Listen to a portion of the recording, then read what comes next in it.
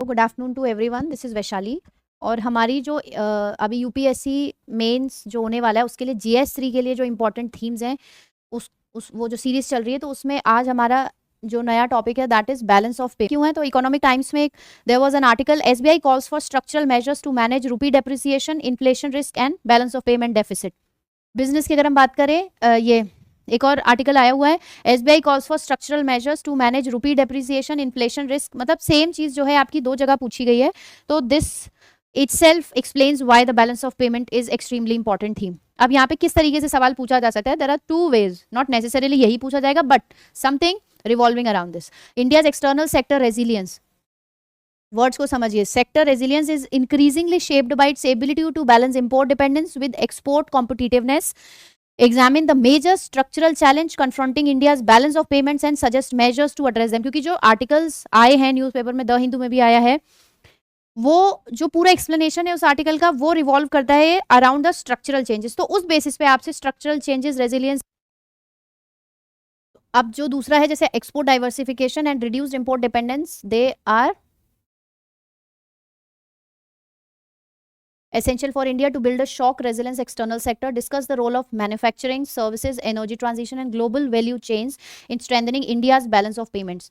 तो जो आर्टिकल में इन्फॉर्मेशन दी हुई है तो वो इस हिसाब से दी हुई कि उसमें आपके स्ट्रक्चरल चेंजेस बताए गए हैं कि although we have a question, we have a current account deficit which is 0.8% in the range, in at a good place, but still we should be working on the structural challenges. तो अब उसी चीज को हम लोग देखेंगे। तो once you have read the question, उसमें से मेन इंपॉर्टेंट चीज को अंडरलाइन कर लिया कि ये चीज पूछा गया, बस उन्हीं को अपना ध्यान में रखते हुए फ्रेमवर्क बना के आपने आंसर लिखना है। तो बैलेंस ऑफ पेमेंट की अगर बात हो रही तो आप इंट्रोडक्शन कैसे कर सकते हो, ये क्या है बैलेंस ऑफ पेमेंट? या तो आप डेफिनेशन दे सकते हो कि ये बेसिकली एक रिकॉर्ड होता है of the transaction between the Indian residents and the world. तो ये आपका बैलेंस ऑफ पेमेंट हो गया अगर एक सिंप्लीफाइड डेफिनेशन की बात की जाए। फिर आप कोई अगर करंट में डेटा है वो आपको याद है, आप उससे भी शुरुआत कर सकते हो। India's external sector appears resilient with a current account deficit of around 0.8% of GDP in first half of fiscal year 2026 and forex reserves above $680 billion. तो इससे भी आप बात कर सकते हो। तो ऑलरेडी वो यहाँ पे बता रहा है कि रेजिलिएंट अपीयर हो रहा है, but it is not actually resilient because there are structural differences. However, underlying structural imbalances continues to create balance of payment vulnerabilities. तो वो चीज आपको यहाँ पे बतानी है।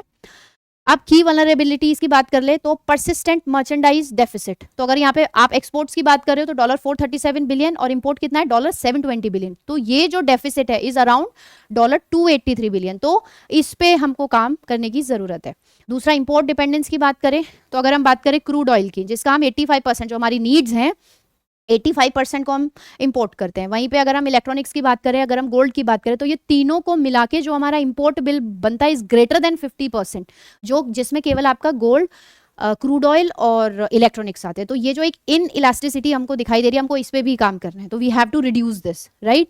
तो ये इसका जो है this exposure global prices and exchange rate movement, तो उसको बहुत अफेक्ट करता है ये। लिमिटेड एक्सपोर्ट कॉम्पिटिटिवनेस, इंडिया का जो कंट्रीब्यूशन है अगर हम एक्सपोर्ट में बात करें ग्लोबल मर्चेंडाइज एक्सपोर्ट में is only around 1.8%। This is very less. ये क्यों है? क्योंकि हमारा जो लॉजिस्टिक्स का जो कॉस्ट है that is around 13 to 14% of GDP and in adequate GVC integration, global value chain. तो ये कुछ कीवर्ड्स हैं जो आपको अपने आंसर में इंटीग्रेट करने हैं। एक्सटर्नल शॉक्स की अगर हम बात करें तो जियो पॉलिटिकल डिसरप्शंस हैं, प्रोटेक्शनिज्म है, वीक ग्लोबल डिमांड है, can simultaneously affect exports, capital flows and shipping cost, right. तो ये चीज़ों पे जो है आपको ध्यान देना है, ठीक है। कॉन्सेंट्रेशन रिस्क इन सर्विसेज, तो $188.8 बिलियन सर्विस सरप्लस और $135.4 बिलियन रेमिटेंसेस फाइनेंशियल ईयर 25 में। तो इन दोनों की वजह से एक क्वेश्चन देखने को मिल रहा है हमें, लेकिन जरूरी नहीं है कि ये लॉन्ग टर्म के लिए भी हमारे लिए हेल्पफुल रहेगा। तो इसीलिए हमको जो सोर्स है उसको और डाइवर्सिफाई करना पड़ेगा। on because excessive dependence on IT services exposes India to technological and global demand shift। तो अभी तो सर्विस में हम IT सेक्टर में सर्विसेज प्रोवाइड करवा पा रहे, but what happens if in future जो डिमांड है वो कम हो जाए, ठीक है। तो इसलिए हमको दूसरे डायरेक्शन में मैन्युफैक्चरिंग पे भी काम करना पड़ेगा। इम्प्लीकेशन की अगर हम बात करें तो अगर जो कैपिटल फ्लो जो अभी हमें आता हुआ दिखाई दे रहा है फॉर एनी रीजन अगर वो रिवर्स हो जाता है देन रूपी डेप्रिसिएशन के चांसेस होंगे, इंपोर्टेड इन्फ्लेशन हमें दिखेगा, डॉलर डिनोमिनेटेड लाइबिलिटीज जो होंगी वो कॉस्टलियर हो जाएंगी, आरबीआई को इंटरवीन करना पड़ेगा और जिसपे जो है फॉरेक्स रिजर्व्स पे प्रेशर आएगा। तो ये कुछ उसके इम्प्लीकेशंस दिखाई दे रहे हैं। अब बात आ रही है कि सरकार इस डायरेक्शन में क्या काम कर रही है। तो जो मेजर्स है which are taken by government, तो इसमें आपका PLI आएगा। तो PLI स्कीम लॉन्च से हमारा जो है 1.07 लाख करोड़ का इन्वेस्टमेंट हमको मिला है। टैरिफ्स नॉन टैरिफ्स की बात करें तो गोल्ड और सिल्वर पे मई 2026 की अगर बात करें तो फिर से जो आपका इम्पोर्ट जो ड्यूटी लगाई गई है वो 15% कर दी गई है। तो ये आपको मेंशन करना है। एनर्जी ट्रांजिशन की अगर हम बात करें तो national green hydrogen mission launch किया और गवर्नमेंट ने इन्हीं चीज़ों को देखते हुए इथेनॉल ब्लेंडिंग का जो है उसको पुश किया है 25-26 वाले ईयर में, सो दैट जो हमारा इंपोर्ट का बिल है उसमें कुछ कंट्रीब्यूशन हो पाए, वो कम हो पाए। ठीक है, अगर उसकी बात करें तो that will bring around that will save us around $4 billion per year annually. E20 से अगर हम प्रॉपरली इसको एग्जीक्यूट कर पाते तो we can save $4 billion annually. National green hydrogen mission पे काम किया है। फिर आपका इंटरनलाइजेशन ऑफ रुपी है, तो 22 कंट्री में आपका जो है स्पेशल रुपी वॉस्त्रो अकाउंट ओपन किए गए हैं। तो जिसमें क्या होगा, जो बायलेटरल ट्रांजैक्शन होंगे वो रुपी में होंगे, तो उससे क्या है हम डॉलर को जो है साइडलाइन कर सकते हैं। तो वो हमारे लिए आगे बहुत हेल्पफुल रहेगा। तो ये कुछ चीज़ें हैं जो आपको गवर्नमेंट मेजर्स में हेल्प कर रही है, और आप डेटा भी देते जा रहे हो साथ में, तो आप उसको और सब्सटेंशिएट कर रहे हो। तो ये कहीं ना कहीं आपको एक एज देता है आंसर में। वे फॉरवर्ड की बात करें तो जो इंडियन फर्म्स हैं उनको ग्लोबल वैल्यू चेन में अच्छे से इंटीग्रेट करना है through manufacturing and stable FDI। तो हमको FPI पे ज़्यादा ध्यान न देते हुए हमको स्टेबल FDI पे काम करना पड़ेगा।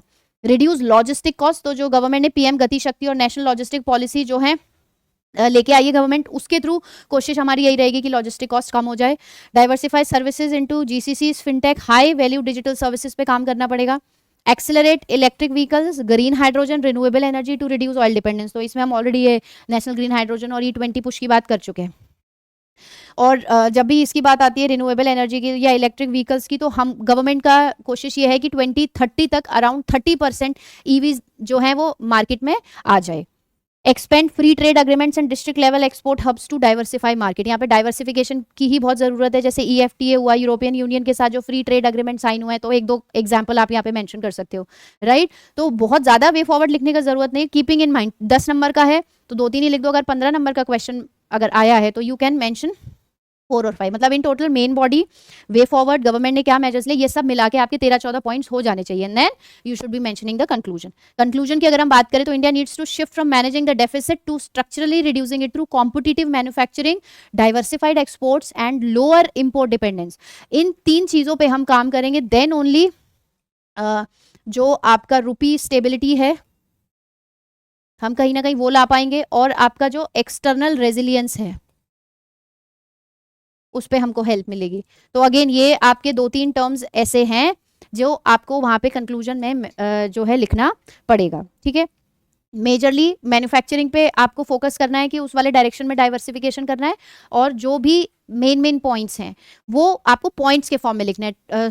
Try avoiding writing in paragraphs. ठीक है, फ्लो डायग्राम के थ्रू भी आप बता सकते हो। इसमें कोई ऐसी चीज है जो जहां पे ज्यादा वर्ड्स आपके पास टाइम नहीं है लिखने का, then you can mention through the this flow diagram also. तो यहाँ पे पर्पस क्या है कि जो भी मेन थीम है उसके अराउंड, उस थीम के रिवॉल्विंग कैसे क्वेश्चन बन सकते हैं। नॉट नेसेसरीली ऐसा ही बनेगा, but just to give you an idea कि ऐसा बन सकता है। तो उस वे से आप क्या दिमाग में रखते हुए किस फ्रेमवर्क के साथ आंसर बनाओगे। और इसमें जो डेटा है बहुत इंपॉर्टेंट डेटा है, try to write it down. जहाँ पे भी आपने इस थीम से रिलेटेड नोट्स बनाए हुए हैं, और इनको 6 से 7 बार रिवाइज कीजिए before going to the exam, ताकि ये जो पॉइंट्स है, जो वैल्यू हैं, वो आपको टाइमली याद आ जाए। तो इसी तरीके से हम लोगों ने इससे पहले अर्बन फ्लडिंग पे डिस्कस किया है। We have discussed on marine plastic pollution, and now we have discuss this